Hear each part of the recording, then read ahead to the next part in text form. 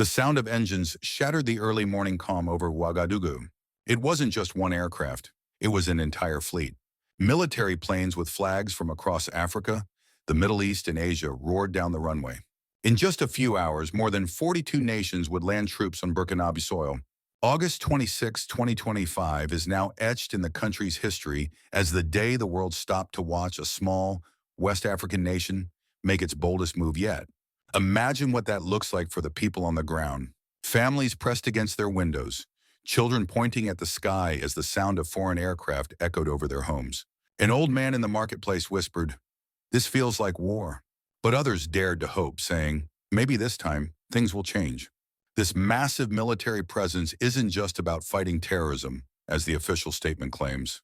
It's about power, influence, and rewriting the rules of Africa's future. For decades, Burkina Faso has been dismissed as small and poor, a landlocked nation struggling for survival. Today, it stands at the center of a coalition that could reshape global security dynamics. President Ibrahim Traoré, just 36 years old, greeted the arriving commanders with a calm confidence that startled the old guard of African politics. His words were simple but loaded with meaning. Burkina Faso does not need anyone to grant it freedom. We only need allies to protect it. This alliance calls itself the Islamic Military Counterterrorism Coalition, but experts warn that it might become something far bigger, a NATO-style force operating in Africa. That possibility raises urgent questions. Who truly benefits from this coalition? Is it about protecting Africa or controlling it in a new way? And what price will Burkina Faso pay for this unprecedented show of strength? If you've ever wondered what real independence looks like or what it costs, stay with me. Because the choices being made today could define Africa's destiny for generations. How did a once isolated country become the center of a 42-nation military alliance? If this moment shocks you as much as it shocks me, take a second to think. What would you do if your nation faced the same choice? At sunrise on August 26, 2025, the world woke up to something no one had predicted: the official deployment of a 42-nation coalition force into Burkina Faso. The announcement came after weeks of secret talks between Ouagadougou and a select group of nations. Officially, the mission's purpose is to eliminate extremist networks in the Sahel and protect African sovereignty. But when you look closer, the numbers and the speed of this operation tell a different story. The coalition brought in over 75,000 troops, supported by 150 fighter jets, 60 attack helicopters, and 12 strategic bombers. Military convoys stretched for miles along the highways outside Ouagadougou. At the city's airport, supply planes unloaded crates marked with the insignia of countries ranging from Saudi Arabia and Egypt to Pakistan and Turkey. Even nations outside Africa, like Indonesia and Malaysia, sent units, signaling this wasn't just an African affair anymore. This was a global power play unfolding in real time. To grasp the scale, consider this. The estimated budget for the first 3 months of operations exceeds $8 billion, funded jointly by coalition members through resource-sharing agreements and security commitments. For a landlocked nation like Burkina Faso, this represents not just a military alliance, but an economic lifeline. Yet it also raises a pressing question. At what cost will this help come? How did we get here? Just months ago, Burkina Faso was fighting on multiple fronts against terrorist groups, economic collapse, and external political pressure. The government faced crippling sanctions after cutting ties with France and demanding the withdrawal of all foreign military bases. Many predicted Traoré would fail. Instead, he flipped the script. Sources reveal that Traoré's strategy was as bold as it was risky. He reached out to countries that had long felt sidelined by Western-led security frameworks. He offered them a seat at a new table, a coalition where no Western power could dictate terms. For many, this was irresistible. In exchange for security assistance, Burkina Faso opened the door for joint resource projects, new trade deals, and a unified military doctrine aimed at African-led solutions. To ordinary citizens, the scale of this operation was overwhelming. Fatima, a mother of 3 in Ouagadougou, described the moment she saw convoys roll past her neighborhood. "It felt like the world had arrived on our streets. I'm scared, but for the first time, I feel like someone is taking our pain seriously." Across the city, small businesses have closed temporarily due to military checkpoints. Some locals fear food prices will spike as supply chains are disrupted by troop movements. Others hope this will bring stability after years of chaos. And yet doubts linger. What does this mean for African independence? On paper, this looks like a triumph. a continent defending itself without Western oversight. But when you bring 42 nations into one country, whose interests come first? What guarantees does Burkina Faso have that it won't trade one form of dependency for another? History offers sobering lessons. In the late 20th century, Africa tried similar approaches through regional defense pacts like the Organization of African Unity's military initiatives, but they were fragmented and often ineffective. Today's coalition looks different, bigger, louder, and far more ambitious. But ambition doesn't always equal stability. Military alliances built this fast can fracture just as quickly, especially when economic promises collide with political realities. One fact is undeniable. This is the boldest move any African nation has made since the independence wave of the 1960s. It's not just a military maneuver. It's a declaration that Africa will no longer play by rules written in Washington, Paris, or London. But such defiance comes with risks. Will global powers allow this shift without retaliation?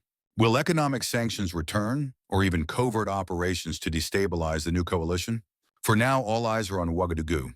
Streets that once echoed with uncertainty now throb with the rumble of military engines. Some see hope, others see a storm on the horizon. But here's the real question. Will this coalition secure peace or ignite a storm that Africa isn't ready for? If you were in Traoré's position, would you open your borders to 42 nations for security or fear the price of their friendship?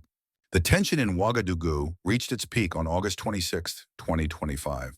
The capital was buzzing with anxiety as news broke that Ibrahim Traoré had delivered his boldest ultimatum yet. The African Union had been given until midnight to withdraw all forms of interference or face a total severance of ties with Burkina Faso. Crowds began gathering in the city center, waving national flags and chanting, "No more foreign control." It wasn't just a protest, it felt like a movement reclaiming destiny. Mothers brought their children, farmers traveled miles on motorbikes, and even elderly veterans who had fought in past conflicts came out to stand with Traoré. The sense of pride was palpable, but so was the fear of what might follow. On national television, Traoré appeared calm yet firm. His words echoed like thunder across the Sahel. Burkina Faso will never be a colony again, not economically, not militarily, not spiritually. For the first time in decades, an African leader was not asking for reform. He was demanding transformation. Cameras captured tears in the eyes of ordinary citizens, watching from small wooden stalls and dusty streets. For many, this was the day they had prayed for, a leader willing to confront decades of broken promises. Yet the stakes could not be higher. Foreign powers had invested billions in African resources, and this defiance was a direct challenge to that system. The African Union's response was swift but fragmented. Official statements called for dialogue and patience, but leaked reports suggested panic behind closed doors. High-ranking AU diplomats rushed to schedule emergency meetings with Western allies. The question was clear. Could they afford to lose control of one of Africa's most strategic nations?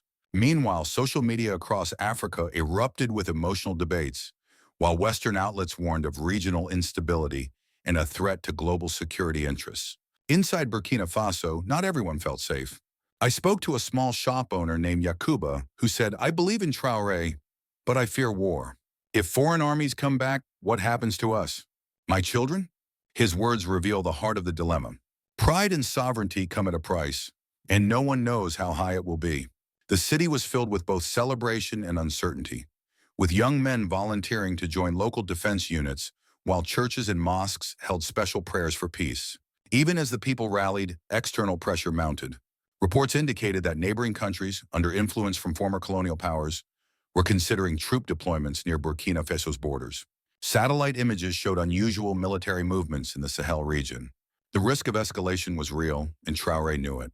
Yet he doubled down, cutting ties with several Western-funded NGOs and halting international mining contracts that had drained Burkina Faso's wealth for decades.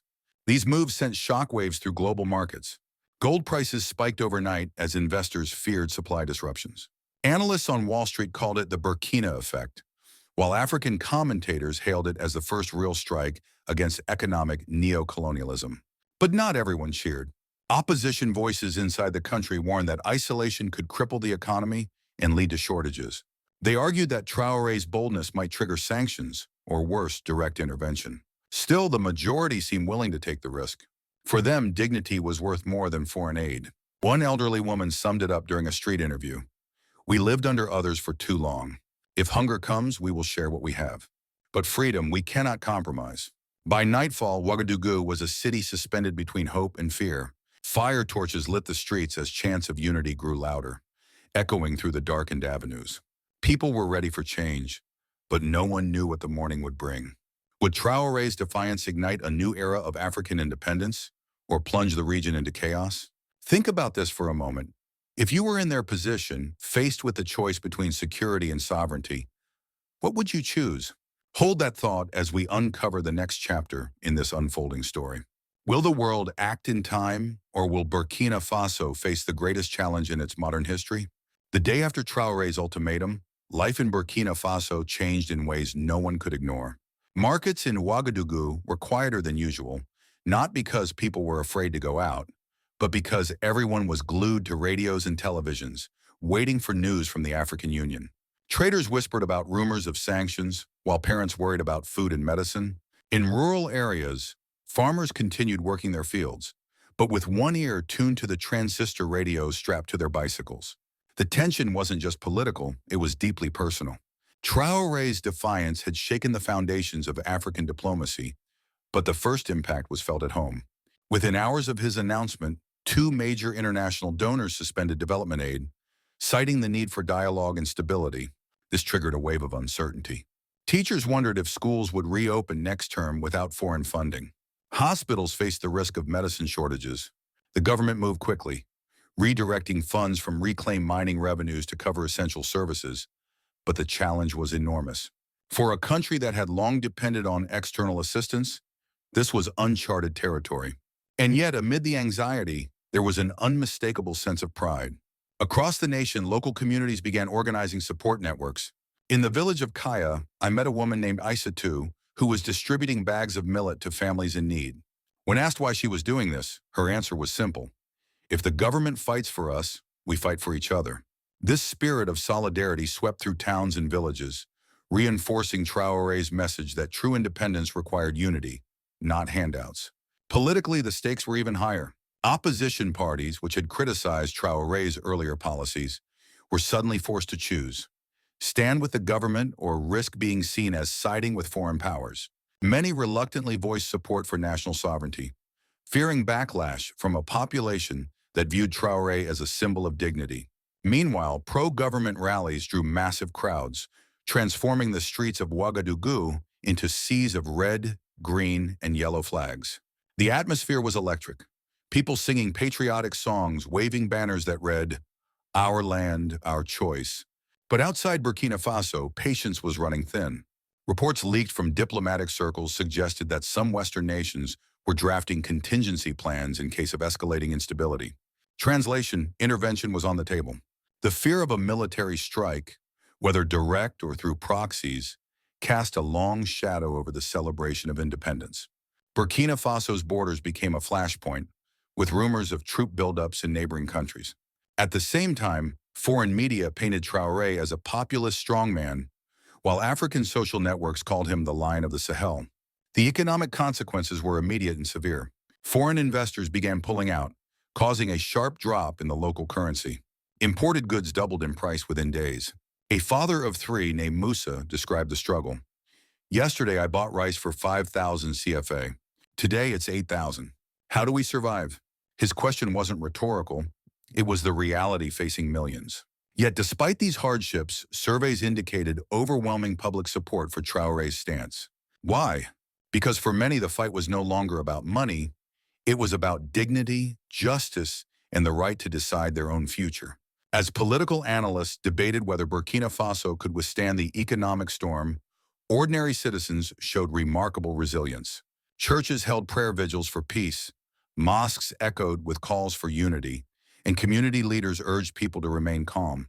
Even the diaspora joined in, organizing fundraisers to support families back home. This was more than a political showdown. It was a test of a nation's soul. The question now is not whether Burkina Faso will endure the coming months. The real question is whether this bold stand will inspire a wave of similar movements across Africa, or provoke a backlash that plunges the Sahel into chaos. If you were a Burkinabé farmer watching foreign powers threaten your sovereignty, What would you pray for tonight? Peace, freedom, or both?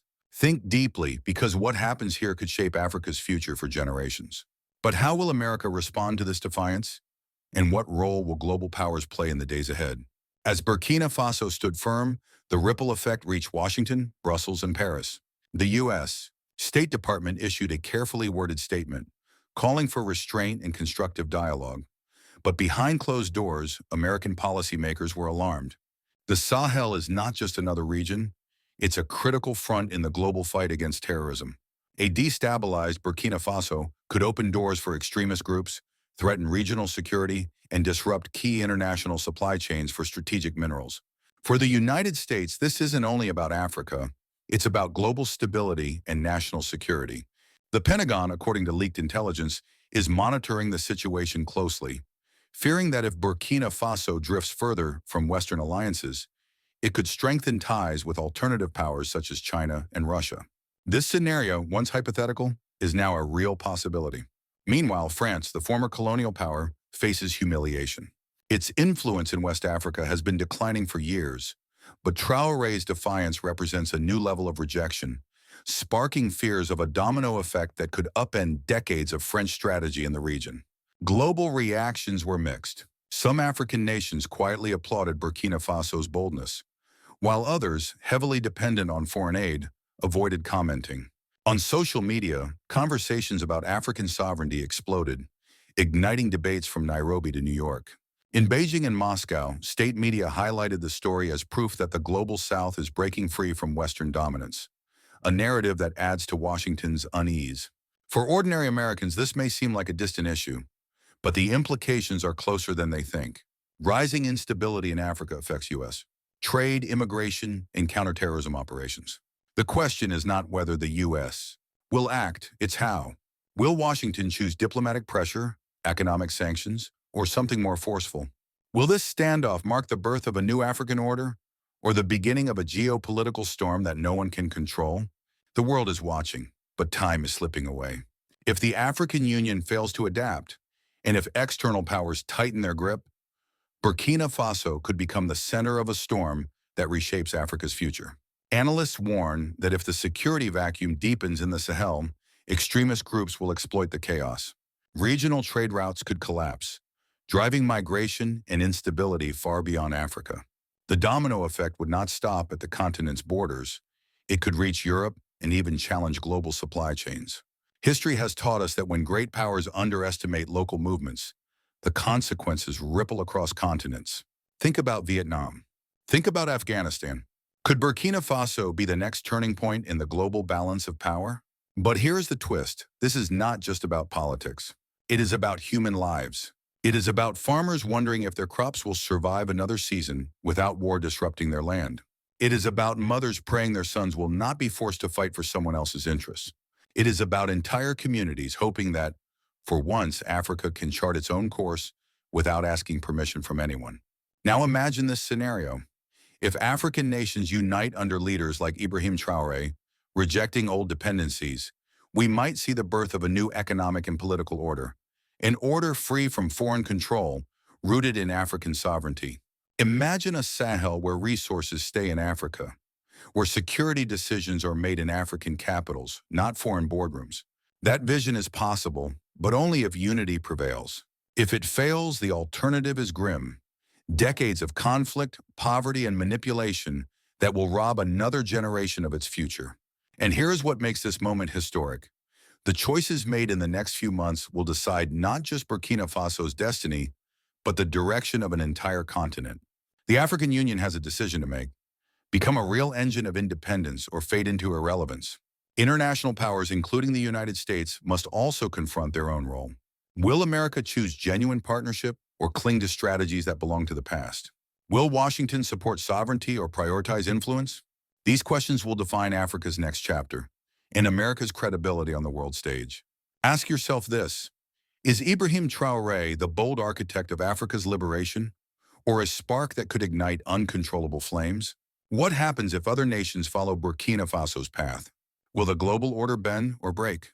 If this story speaks to your sense of justice, your love for freedom, and your belief in dignity, take a moment to reflect. Speak your heart in the comments. Share this story with someone who still believes in truth. Because history is not written by those who remain silent, it is shaped by those who care. And if you believe in a future where Africa stands tall, where nations rise on the strength of their people, not the weight of their chains, stay with us, because this conversation is just beginning. Until next time, stay alert, stay engaged, and never stop seeking the truth. May God bless Africa, a land of strength, resilience, and unshakable hope. The age of empty promises is over. The age of real choices has begun. Which path will Africa take, and who will stand with them when the storm comes?